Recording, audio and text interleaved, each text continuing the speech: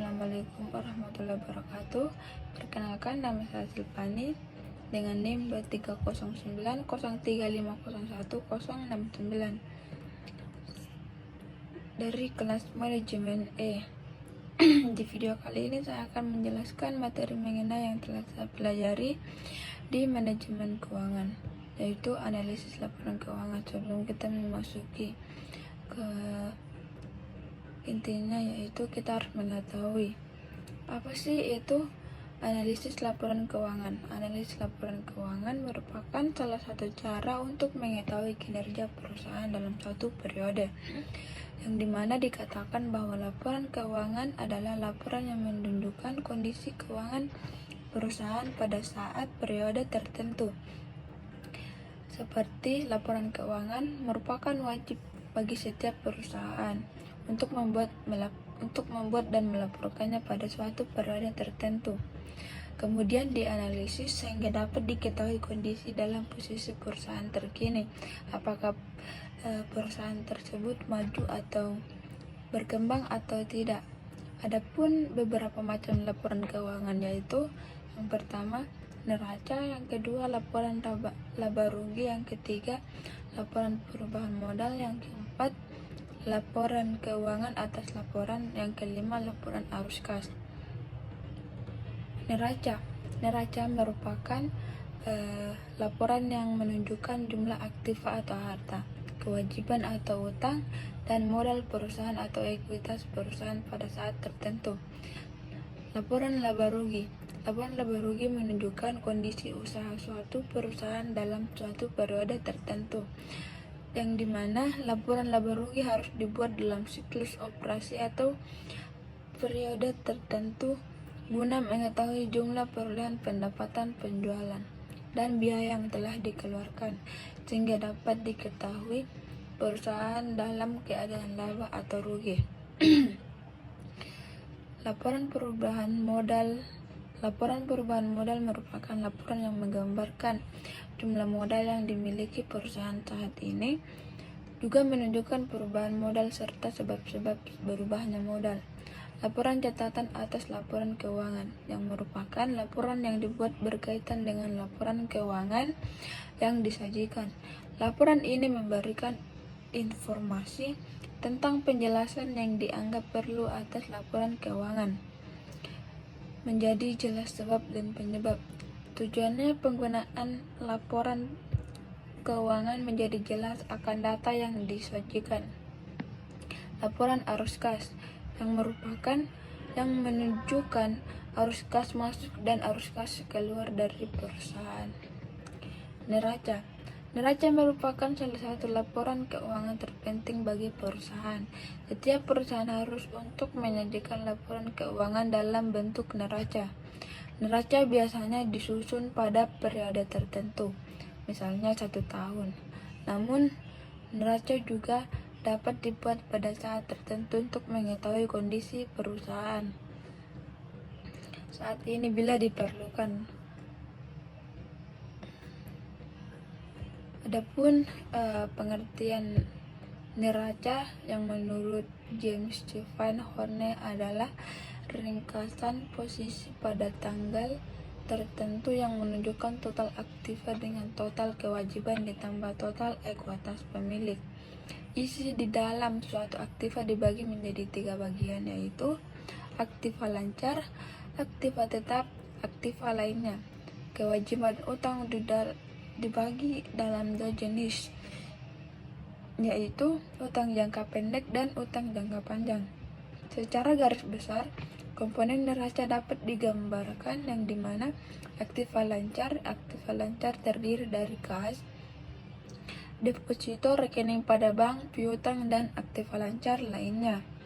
Aktiva tetap terdiri dari aktiva tetap berwujud dan tidak berwujud seperti tanah, mesin, dan merek dagang. Aktiva lainnya terdiri dari gedung dan piutang jangka panjang.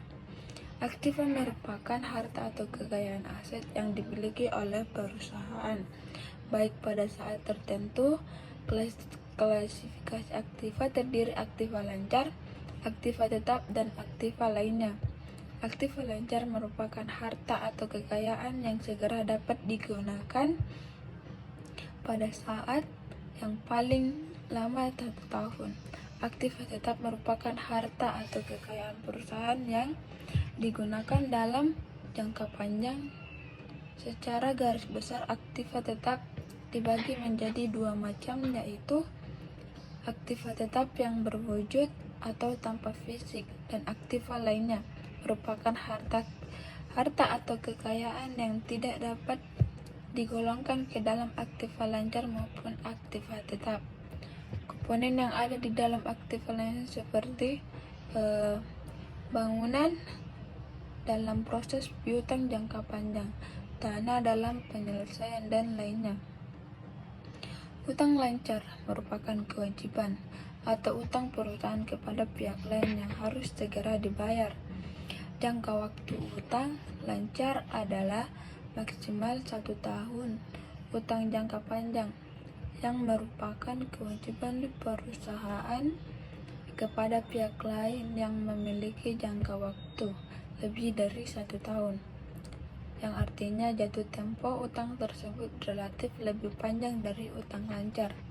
Kas merupakan uang tunai yang dimiliki perusahaan dan dapat segera digunakan setiap saat. Kas merupakan komponen aktiva lancar paling dibutuhkan guna membayar berbagai kebutuhan yang diperlukan bank. Merupakan tempat perusahaan menyimpan uang atau menitipkan uang dalam bentuk simpanan. Jenis simpanan yang ada di bank seperti rekening giro, dan rekening tabungan. Surat-surat berharga merupakan harta perusahaan yang ditanamkan dalam bentuk kertas berharga dan jangka waktu tidak lebih dari 1 tahun. Keuntungan memiliki surat-surat berharga antara lain juga memperoleh bunga atau jasa atas surat-surat tersebut. Kemudian surat berharga juga dapat diperjualbelikan atau dijaminkan ke bank untuk diperoleh uang tunai piutang. Piutang merupakan tagihan perusahaan kepada pihak lainnya yang memiliki jangka waktu tidak lebih dari 1 tahun. Laporan laba rugi. Jenis laporan keuangan lainnya selain neraca adalah laporan laba rugi. Berbeda dengan neraca yang melaporkan informasi tentang kekayaan, utang, dan modal, maka laporan laba rugi memberikan informasi tentang hasil-hasil usaha yang diperoleh perusahaan. Laporan laba rugi juga berisi jumlah pendapatan yang diperoleh dan jumlah biaya yang dikeluarkan. Dengan kata lain, laporan laba rugi merupakan laporan yang menunjukkan jumlah pendapatan atau penghasilan yang diperoleh oleh biaya-biaya yang dikeluarkan dan laba rugi dalam suatu periode tertentu. Laporan laba rugi memuat jenis-jenis pendapatan yang diperoleh perusahaan di samping jumlahnya atau nilai uangnya dalam satu periode. Kemudian melaporkan jenis-jenis biaya yang dikeluarkan. Berikut jumlahnya nilai uangnya dalam periode yang sama. Selanjutnya, tujuan dan sifat laporan keuangan. Secara umum, laporan keuangan bertujuan untuk memberikan informasi keuangan suatu perusahaan baik pada saat tertentu maupun pada periode tertentu. Laporan keuangan juga dapat disusun secara mendadak untuk kebutuhan perusahaan maupun secara berkala atau rutin. Beberapa tujuan pembuatan atau penyusunan laporan keuangan yaitu: yang pertama, memberikan informasi tentang jenis dan jumlah aktiva harta yang dimiliki perusahaan pada saat ini. Yang kedua, memberikan informasi tentang jenis dan jumlah kewajiban dan modal yang dimiliki perusahaan pada saat ini. Memberikan informasi tentang jenis dan jumlah pendapatan yang diperoleh pada suatu periode yang tertentu. Ada 2 sifat laporan keuangan yang dibuat dengan bersifat historis dan menyeluruh. Bersifat historis artinya laporan keuangan dibuat dan disusun dari data masa lalu atau masa yang sudah lewat. Sedangkan yang bersifat menyeluruh yaitu laporan keuangan dibuat selengkap mungkin. Analisis laporan keuangan. Ada beberapa tujuan dan bermanfaat bagi berbagai pihak dengan adanya analisis laporan keuangan. Secara umum dikatakan bahwa tujuan dan manfaat dari analisis laporan keuangan adalah: yang pertama, untuk mengetahui posisi keuangan perusahaan dalam suatu periode tertentu, baik harta, kewajiban, modal, maupun hasil usaha yang dicapai untuk beberapa periode. Yang kedua, untuk mengetahui kelemahan apa saja yang menjadi kekurangan perusahaan untuk mengetahui kekuatan yang dimiliki. Kemudian, pengertian laporan keuangan dalam laporan keuangan.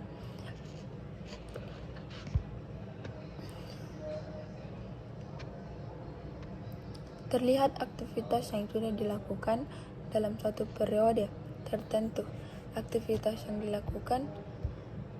sudah dilakukan tersebut dituangkan dalam angka-angka, baik dalam bentuk mata uang rupiah maupun dalam mata uang asing.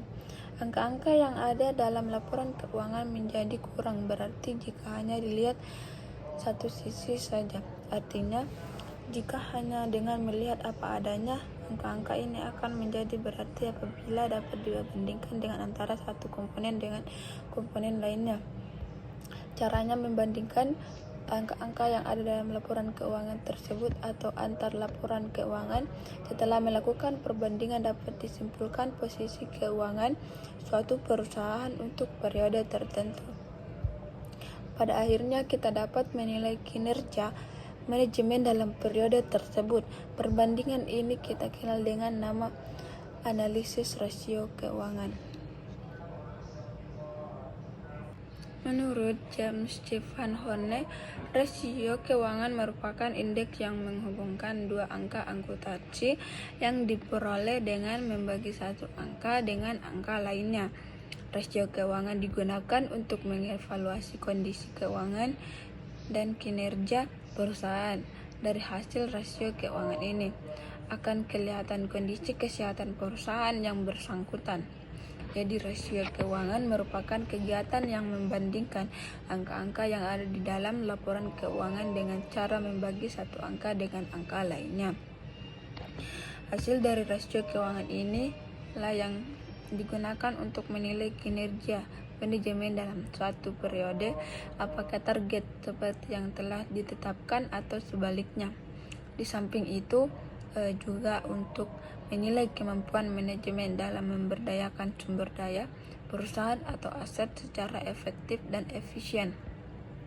Rasio keuangan suatu perusahaan dapat digolongkan menjadi 3 golongan, yaitu rasio neraca, yaitu membandingkan angka-angka yang hanya bersumber dari neraca.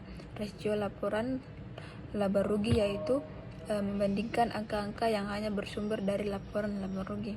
Dan yang ketiga, rasio antar laporan, yaitu membandingkan angka-angka dari dua sumber data campuran baik yang ada di neraca maupun di laporan laba rugi. Analisis rasio keuangan adalah teknik untuk mengevaluasi kondisi dan kinerja keuangan perusahaan dengan menggunakan data dari laporan keuangan perusahaan tersebut. Rasio keuangan memberikan petunjuk dan informasi penting mengenai kekuatan dan kelemahan keuangan perusahaan. Beberapa jenis rasio keuangan utama adalah: yang pertama, rasio likuiditas, mengukur kemampuan perusahaan untuk memenuhi kewajiban jangka pendeknya, seperti rasio lancar dan rasio cepat. Yang kedua, rasio solvabilitas atau leverage, yang mengukur seberapa besar perusahaan menggunakan utang dalam operasi dan investasinya, seperti rasio utang terhadap aset dan rasio utang terhadap ekuitas. Yang ketiga, rasio aktivitas, atau yang dimana rasio yang mengukur efektivitas manajemen dalam mengelola aset perusahaan, seperti perputaran piutang, dan perputaran persediaan.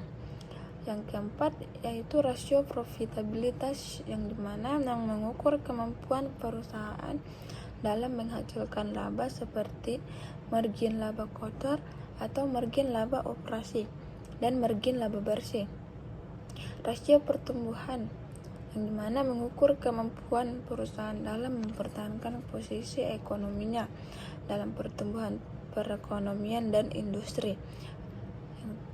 Rasio penilaian, mengukur kemampuan manajemen dalam menciptakan nilai pasar yang memuaskan bagi pemegang saham, seperti rasio harga atau laba, dan rasio nilai buku.